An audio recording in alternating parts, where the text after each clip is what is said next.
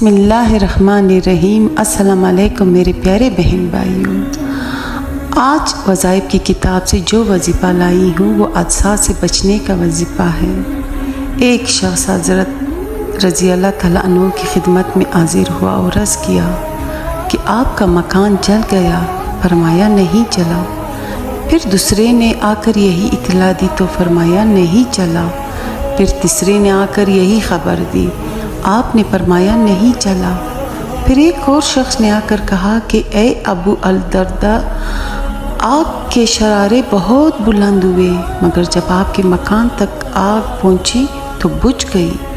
فرمایا مجھے معلوم تھا کہ اللہ تعالیٰ ایسا نہیں کرے گا کہ میرا مکان جل جائے، کیونکہ میں نے رسول اللہ صلی اللہ علیہ وسلم سے سنا ہے کہ جو شخص صبح کے وقت یہ کلمات پڑھ لے شام تک اس کو کوئی مصیبت نہیں پہنچے گی۔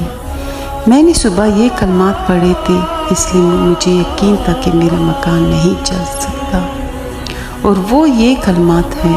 آپ بھی میرے بہن بھائیوں یہ کلمات صبح اور شام پڑھیے اور ہر حادثات سے محفوظ رہیے۔